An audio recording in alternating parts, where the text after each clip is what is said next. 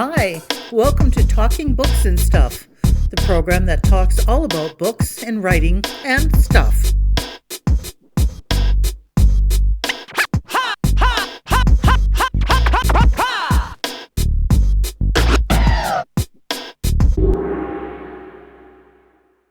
Here's your host, Dennis Rimmer.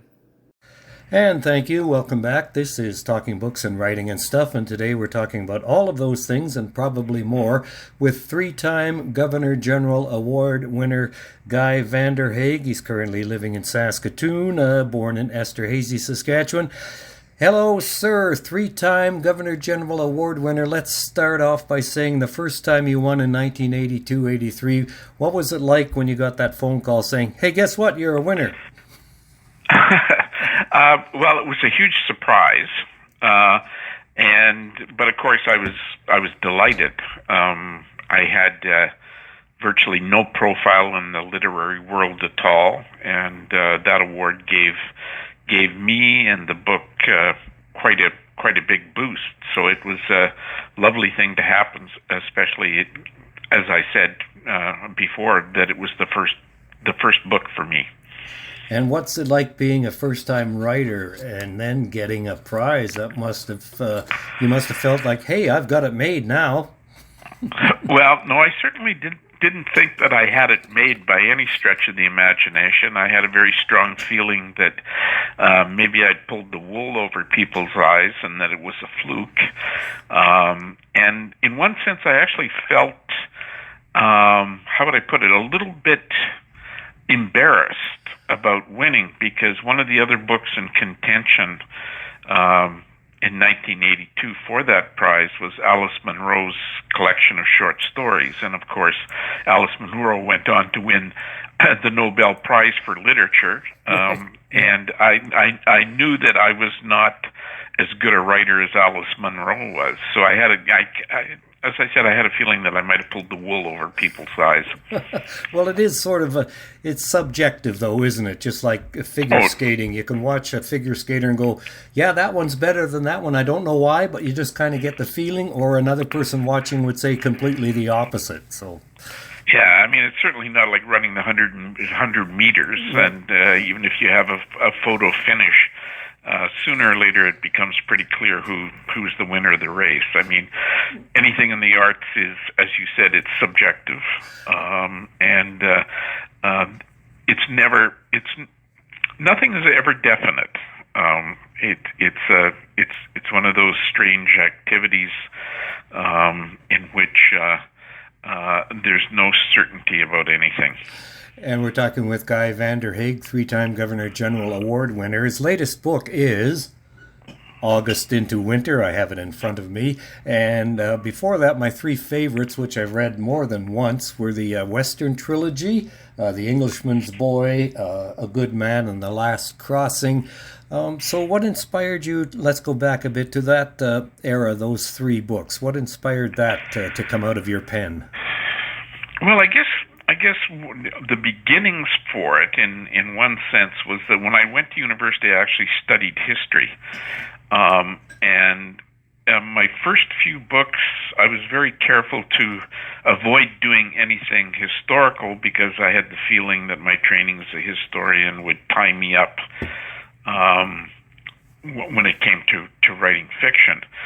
But as time went on, I kind of had a feeling that the historical novel actually had something relevant to say about the past, and also that the historical novel was one way of commenting obliquely, not directly, on the present. So one of the things that concerned me, for instance, with the first novel, was, the whole idea of in the 1870s, the prospect of Western Canada possibly becoming part of the United States, because there were wide-scale incursions of Americans into Western Canada, and the novel in part was about the Cypress Hills Massacre, and it was the Cypress Hills Massacre that indirectly led to the formation of what was then the Northwest Mounted Police, which is now the RCMP, and Prime Minister MacDonald's sending them out to Western Canada to actually put a Canadian footprint on the West, to sort of say, okay, this is our territory, we're in charge of it, we're policing it. So that was the beginning for the first book, and then the other books developed to deal with, at least in my mind, other historical issues. And I like the three books, of course, and especially the stories about 1870s and Cypress Hills and that. And it seemed back then the border was rather fluid, to put it lightly. You could cross at will and go anywhere you want and live anywhere. One of the characters left Canada and went to Fort Benton, and that's in Montana. You can't do that now. No, well, absolutely. I mean, one of the things is that the Northwest Mounted Police used to have to go to Fort Benton to get their mail. And it was, as you said, absolutely fluid. There were no customs posts, and people just drifted back and forth across the border, and there wasn't a particularly strong sense of nationality for a lot of people. It was just, obviously for Indigenous people in particular, they didn't recognize the border had no meaning for them, but it was also true of a lot of settlers. We think he's thought of as the American writer Stegner, but even as late as the beginnings of the early 20th century, his family went back and forth between Canada, basically around the Cypress Hills area, and Montana. They would come up and often farm in the summer in Canada and then return to Montana for the winter. So, he grew up with kind of a sense of belonging to both countries. And I got the feeling when I was reading, especially The Englishman's Boy, that way back then with Major Walsh, and we had a chance as a nation to open a proper dialogue with Indigenous people, and even, like, if I'm remembering correctly, Sitting Bull and people like that thought, the Great White Mother would be nice. Okay, we'll come and live here and do all that kind of stuff and pledge allegiance and everything. But we kind of blew it then, didn't we? In my opinion. Yeah. Well, the whole thing about Indigenous and white relationships is, it's really fraught, I think, in many ways with missed opportunities. And we're living with that now. When I wrote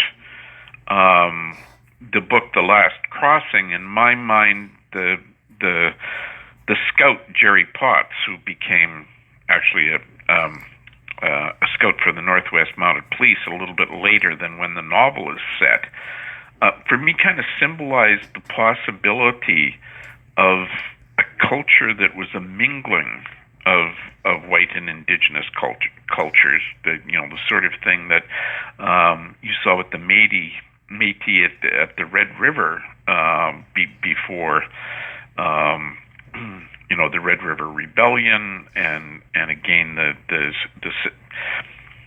Indigenous people or Métis people and white people coming into direct conflict.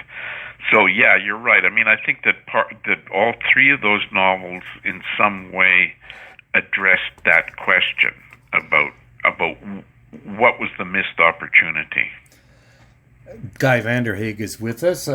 August into Winter. We'll switch subjects now. Is your latest novel. What inspired that? I think there was something I read about you went to the RCMP museum when you were 10 years old. That might have inspired something?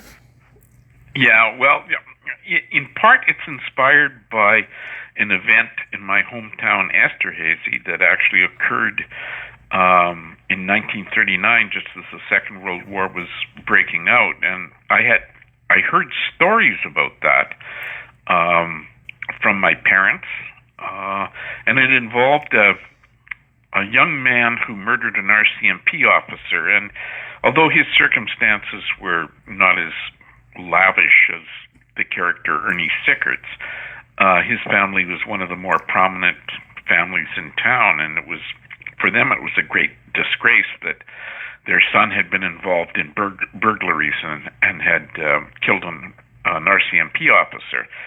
And when I was about 10 years old, my mother and I paid a visit to Regina, and I remember going to the old RCMP museum there, and they actually had, it sounds quite gruesome to say nowadays, they had the RCMP Stetson or hat that the officer had been wearing when he was hit over the head with a hammer, and then the young man took his pistol and shot him.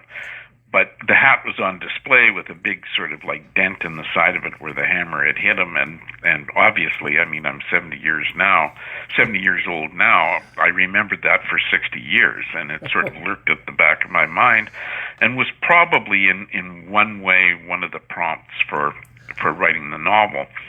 The other thing my father told me is that when this RCMP officer was killed, there was only one officer in town, and so there was kind of a posse formed of World War veterans to track down this young man. By the time they found him, police had come from other detachments around the area. But initially, the attempt to capture him was kind of like a citizens group that went after him, and there's a little bit of that in the novel. I mean, obviously, the novel has changed a very great deal, but this story or the story that my father told me prompted me, or set. I guess what I would say is the story set my story going in my head. And your stories in your head and your characters, are they with you all the time? Is there any way you can shut them off? They're very hard to shut off. I think it's kind of like one of the problems about being a writer is that you spend too much of your time living in a world that isn't actually the world that you're living in, which makes it difficult sometimes for the people that you're living with. You don't pay enough attention to what's going on around you because you're so deeply immersed in that world. Now, obviously, I do pull myself out of that world, but often when I'm writing, it's a little bit difficult to do that. And why are you a writer in the beginning? What sparked you to pursue this as a avocation career? Yeah, it's a strange thing. When I learned to read as a very young kid, at the time when most kids start learning to read in grade 1, I always found myself when I read stories, I always found myself continuing the story. That is, when a book was finished, I would be imagining what would happen after that. And in some ways, I found it very difficult to separate reading from writing. And I loved reading so much that it wasn't long before I was attempting to write my own stories. The decision about trying to make, I don't know what words you would apply to it, a career out of doing that, was not something that I thought was feasible. But nevertheless, when I was working, I was writing. And then when I started getting things published, first of all in journals and then finally my first book, it became more and more a possibility in my mind. It was something that I wanted to do, but it wasn't something that I made an absolute decision at one moment in time that I could point to in which I said, okay, now I'm going to attempt to be a writer. It was something that grew on me over time. And speaking of being a writer, being a pro writer, what was the hardest lesson you think that you had to learn as a writer, serious 9 to 5, Monday through Friday writer? What's the hardest lesson you had to learn? Well, I mean, the obvious one, that is to go to work without someone there checking on whether you were working or not. I think a lot of people who sometimes say that they want to write think that it's a matter of inspiration. But Norman Mailer said, the difference between an amateur writer and a professional writer is that a professional writer writes on days when he or she doesn't want to write. So in the beginning, that was a difficult thing for me to do in my 20s because, I could sort of sit around and think of a million excuses for not writing. And I could do a million things that would stop me from writing. But finally it dawned on me that, the only way that there was any chance whatsoever that I would become a writer would only happen if I wrote and if I made a really serious attempt to learn the craft of writing. That is to figure out what makes a story, what makes a novel, what are the craft aspects of doing that, and paying attention to that. And now that you're in it on a daily basis, do you have a regular writing routine that you follow, a daily routine? Yeah, I mean, every morning I write, and I usually start fairly early.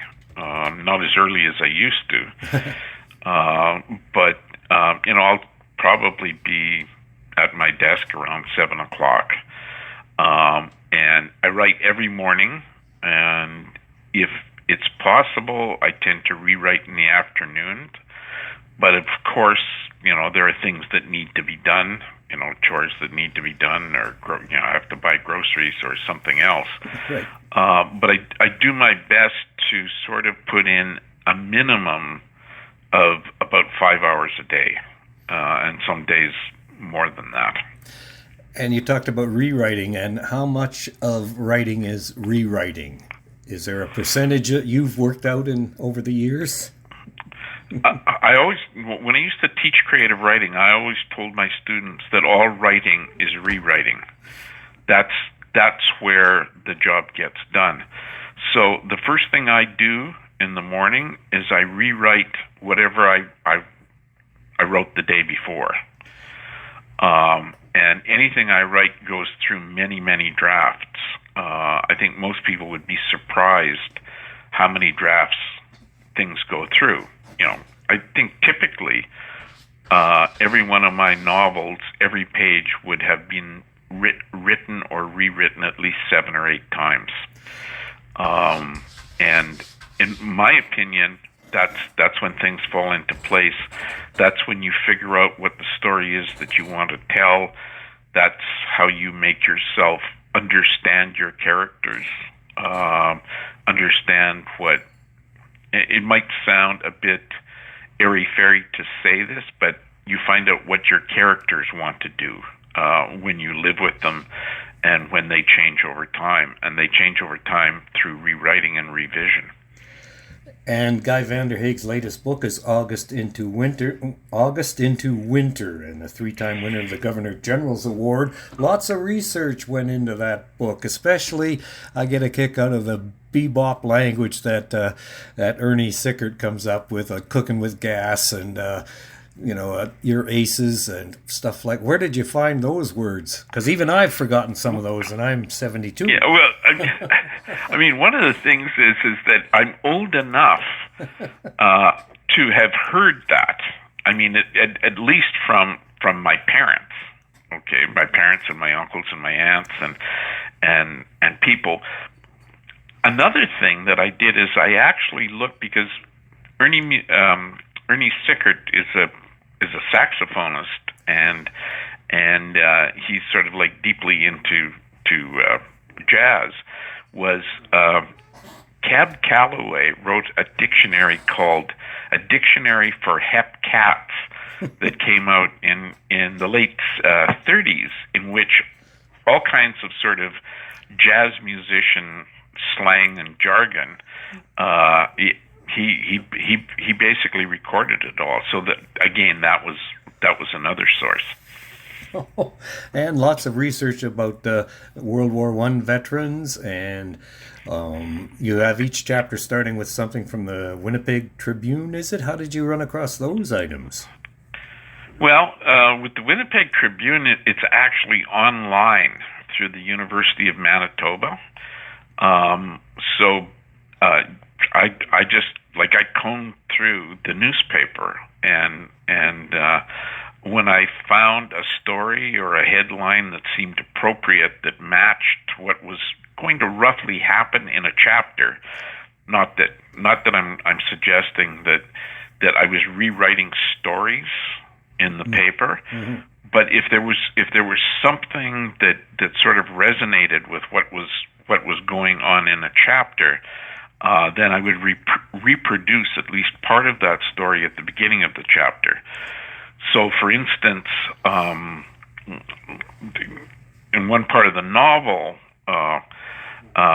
this guy who's in jail with the character Ernie Sickert, he's sort of speculating about what he thinks are kind of supernatural powers that attach to Ernie Sickert.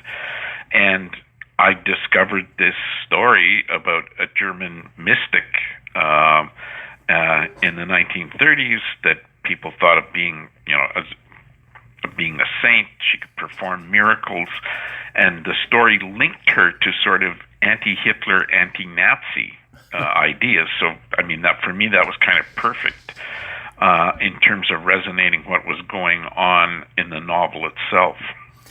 And what do you think, now that you've been writing for a long time and teaching, what makes a good story, in your opinion?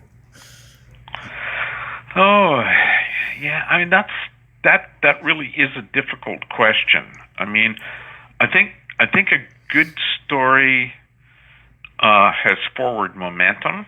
And by that I mean that people start asking themselves what I call the what if question, or the what next question. Mm-hmm.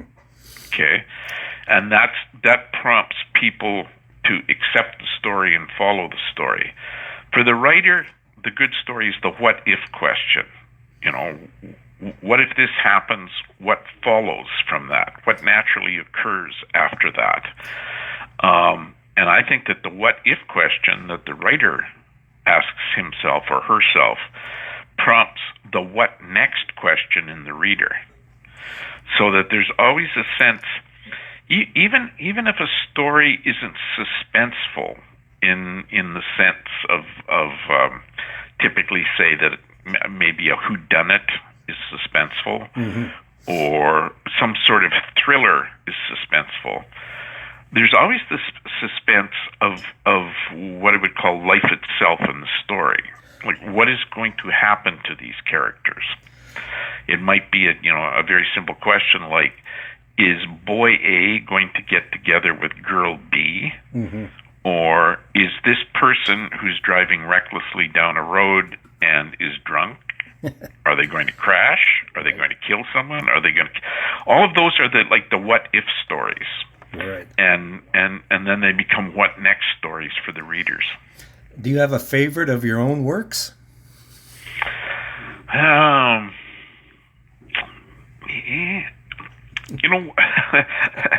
Probably my favorite is, or my two favorites are the first books that I wrote when I was kind of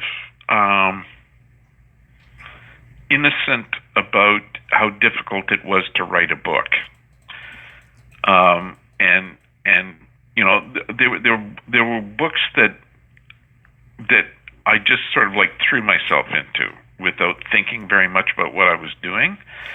I wouldn't say they were my best books, but because of my experience writing them, they're kind of favorite books. And those two books would be that first collection of short stories that you mentioned, Man Descending, and the novel that followed it called My Present Age. I wouldn't presume to say what is my best book. I think every writer hopes that their best book is the last book that they've written, or the latest book that they've written. Right. So what's next for you then? Well, right now I'm trying to put together a collection of nonfiction that I've written over the years, which is, pieces on writers and books, sort of discussions of the historical novel, that sort of thing. And I'm also kicking around. I'm kind of waiting for things to gel on another novel, but I'm still not certain what it will be, or even if it will go, so I'm kind of reticent about talking about that. Right, you never want to talk about your stories in case it doesn't quite work out. What kind of tips and suggestions did you provide your students when you were teaching writing? Well, the first one I did was that I told them that it was necessary for them to read a lot. And often, the younger and my more naive students would say, well, I don't want to be influenced. And I would say, yes, you do. That's exactly what you want to do, is to be influenced. Because by reading good writing, you begin to absorb the principles of good writing, even subconsciously. So anybody who wants to write has to read a lot, an awful lot. Secondly, they have to pay attention to how what they're reading is constructed. Because if they do that, then they'll have some sort of sense what the shape of any kind of fiction is. How is a short story different from a novel, or a novel from a short story? What makes a successful novel? What makes a successful short story? And the third piece of advice that I always told students is that it's more important to write a little bit every day than to not write for an extended period of time and then sort of say, well, I'm going to spend an entire weekend writing, mm-hmm. when they hadn't written for a month or whatever. That you kind of have to keep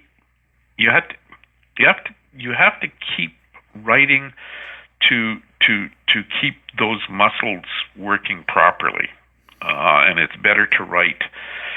I mean, when I had full-time jobs, what I did was that I always got up a few hours earlier than when I had to be at work, and then I would write a little bit every morning before I went to work. And I think that kind of helped me to develop as a writer. And it's like, even if it's 15 minutes a day, at least you're putting some effort into the project. Yeah, absolutely. How about the business side of writing? Like, to be, crass, like, how do you get paid? Do you get royalties? Do you get a big advance and then that's it? How does a writer in your position actually get paid? Well, it depends. I mean, everything, in a sense, everything is royalty based. So it's how many books you sell.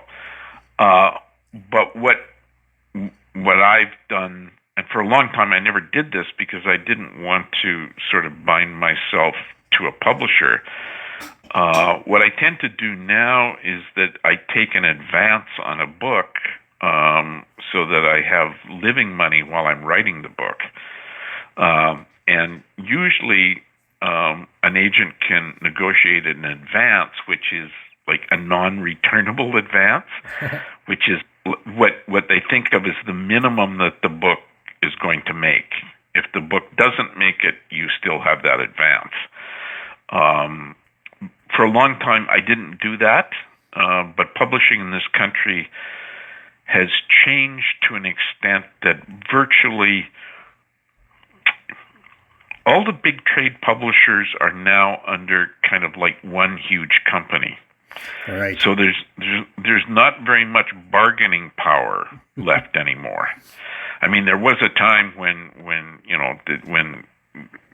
companies were divided and operating, that if you didn't like a deal and you thought you could do better, you could move. Now there's not very many places to go anymore. So in that sense, I'm happy to get in advance if I can get it. Great idea.